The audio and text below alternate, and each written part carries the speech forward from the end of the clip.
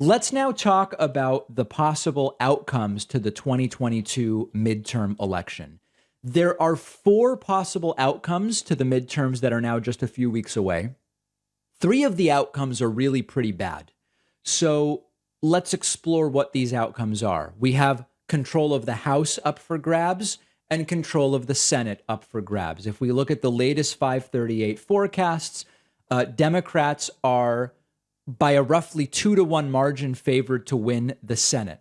Okay? Roughly by a 2-to-1 margin favored to win in the Senate.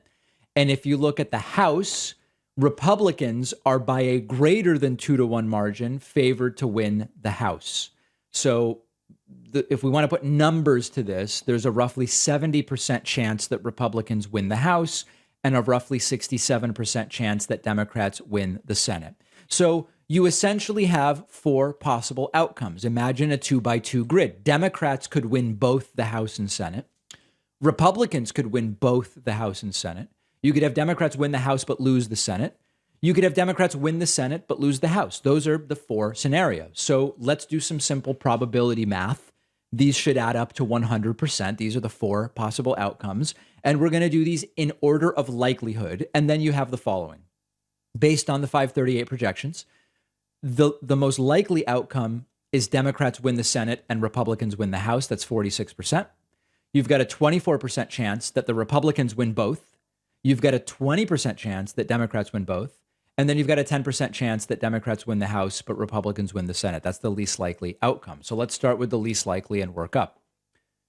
If Democrats win the House and Republicans win the Senate, it's not going to happen.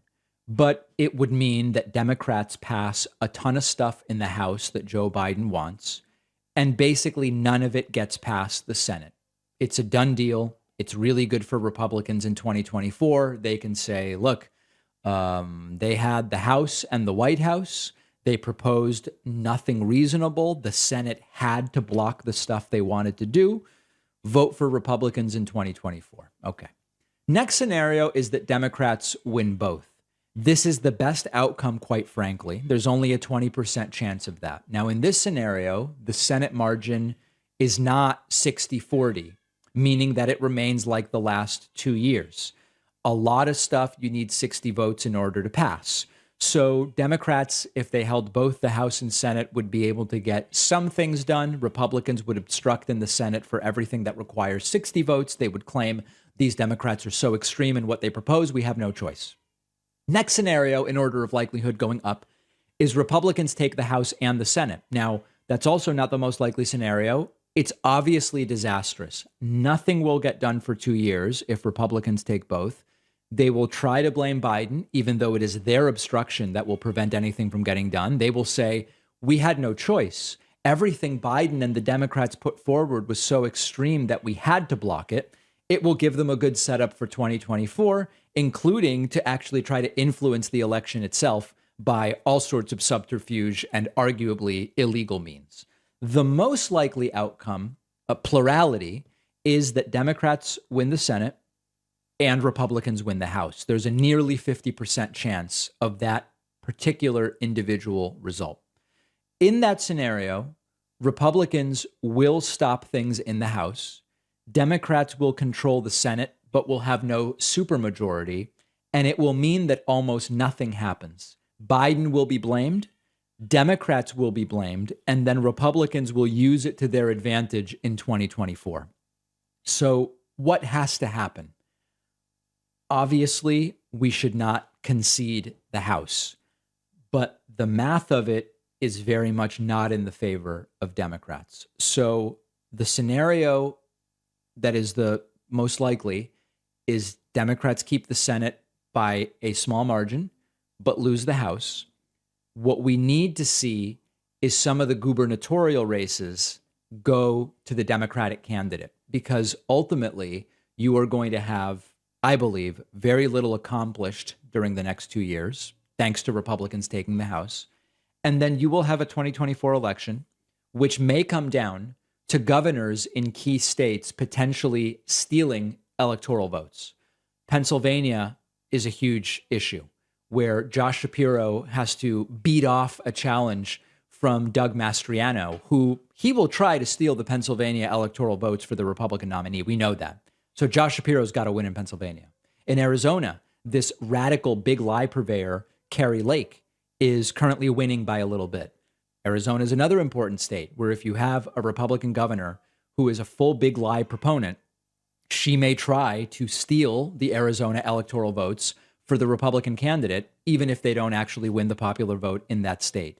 So I believe that the most likely scenario here is Democrats keep the Senate, lose the House, and the next 2 years will ultimately conclude with, do Democrats control enough governors' houses that they can prevent the theft of the 2024 election if the Democratic candidate is to win? It's also possible that the next 2 years are so disastrous that a Republican president legitimately wins in 2024.